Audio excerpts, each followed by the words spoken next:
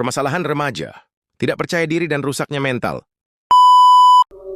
Assalamualaikum warahmatullahi wabarakatuh. Para sahabat yang dirahmati oleh Allah, seseorang diciptakan oleh Allah Subhanahu wa Ta'ala dengan segala keunikan dan kesempurnaannya.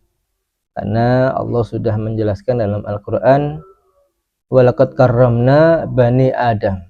Adalah dalam ayat yang lain Allah menyatakan, "Laqad khalaqnal insana fi ahsani taqwim." Kami telah menciptakan manusia itu dalam bentuk yang paling sempurna. Nah, di sini harus kita jadikan pedoman bahwa diri kita ini diciptakan dengan segala kesempurnaan dari Allah Subhanahu wa Ta'ala. Tidak ada makhluk hidup selain manusia yang bentuknya sempurna seperti manusia, baik segi fisiknya, hidungnya, pikiran, dan juga daya untuk mengembangkan dan mengelola bumi ini adalah diberikan kepada manusia. Tidak ada makhluk selain manusia yang memiliki kemampuan untuk mengatur kehidupan ke sosial yang ada di dunia. Oleh karena itu tidak boleh kita ini merasa minder, merasa rendah diri, merasa tidak percaya diri, karena mungkin kita belum mengerti bagaimana kesempurnaan diri kita. Dan setiap orang itu diberikan juga kelebihan dan kekurangan masing-masing.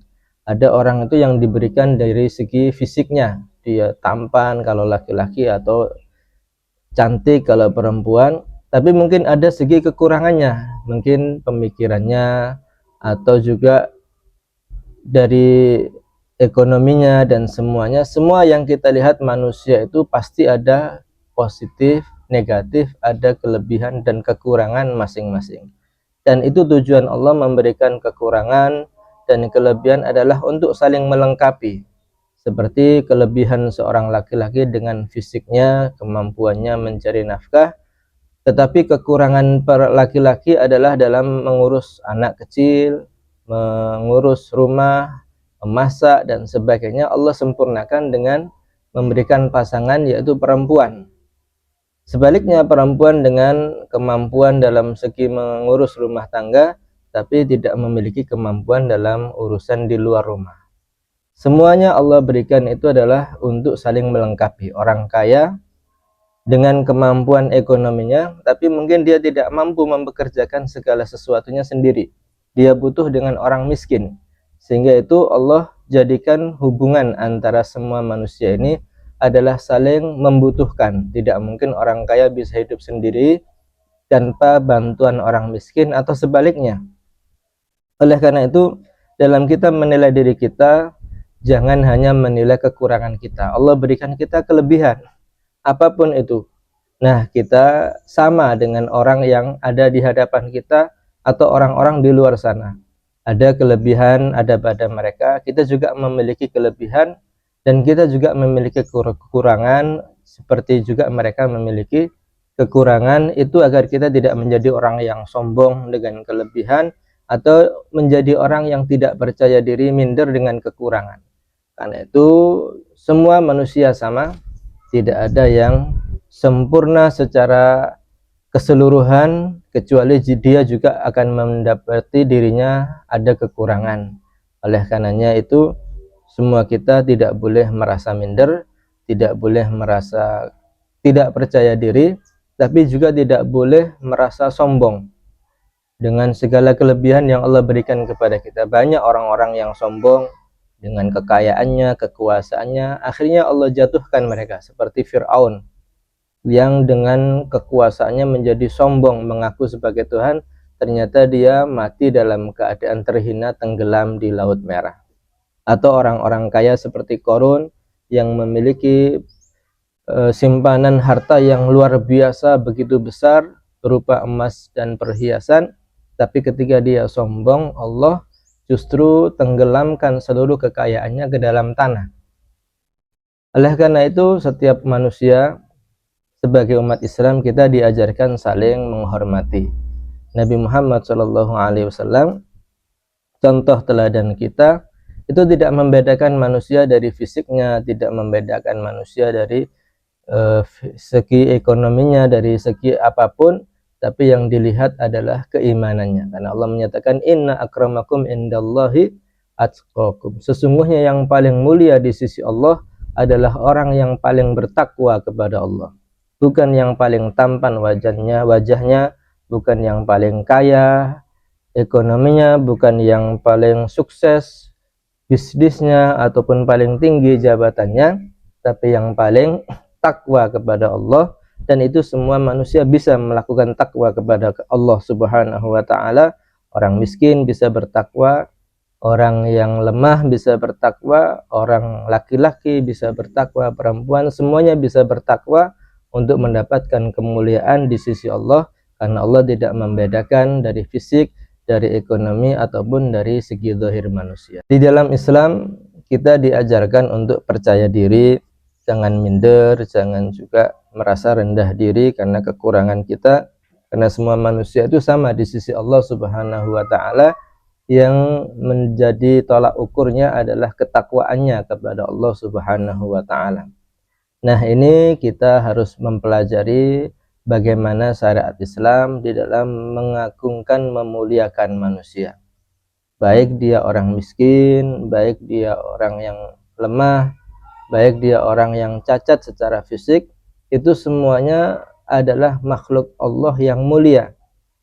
Dibandingkan seperti orang-orang yang maaf dia kafir, dia tidak menyembah kepada Allah, nanti di akhirat dia masuk neraka Allah Subhanahu wa taala. Selama kita Islam, selama kita beriman dan bertakwa kepada Allah, maka kita hanya bersabar di dunia, nanti di akhirat kita dimuliakan oleh Allah Subhanahu wa taala. Itu yang jadi pondasi kita. Kemudian juga pendidikan di dalam rumah juga di luar rumah itu harus selalu memberikan dukungan kepada siapapun. Kepada anak, orang tua tidak boleh menghina. Orang tua harus selalu memotivasi anaknya dengan segala kekurangannya itu untuk dia bisa menerima takdir Allah dan juga meningkatkan kemampuannya guna dia menapaki masa depannya. Kekurangan itu bukan untuk dihina, tapi untuk disempurnakan.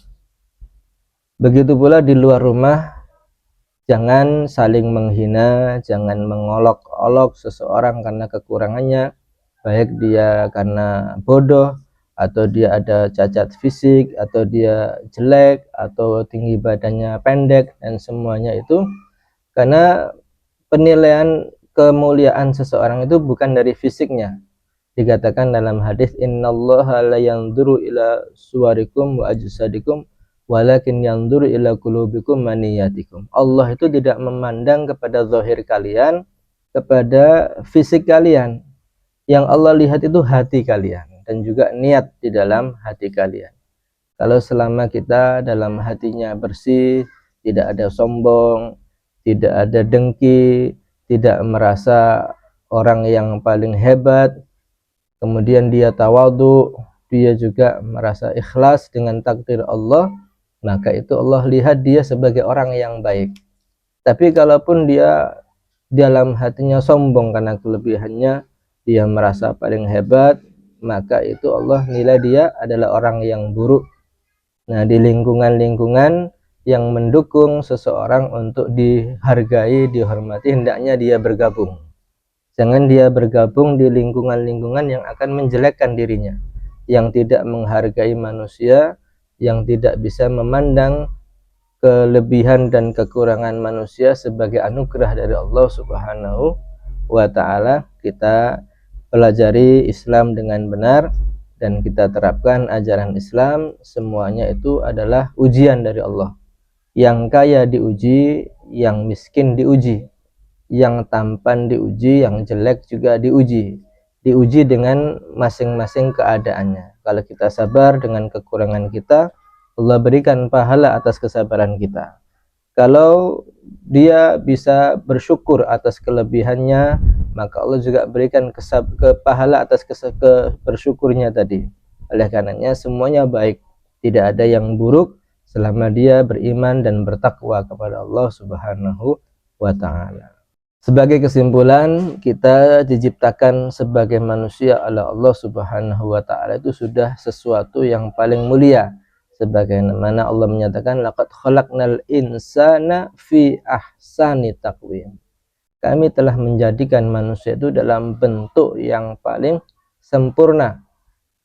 Nah, itu yang harus kita jadikan kebesaran hati kita. Kita adalah makhluk Allah yang sempurna, tinggal kita bersyukur atas kelebihan dan bersabar atas kekurangan. Semoga Allah ridha kepada kita dan Allah akan berikan yang terbaik kepada kita. Assalamualaikum warahmatullahi wabarakatuh.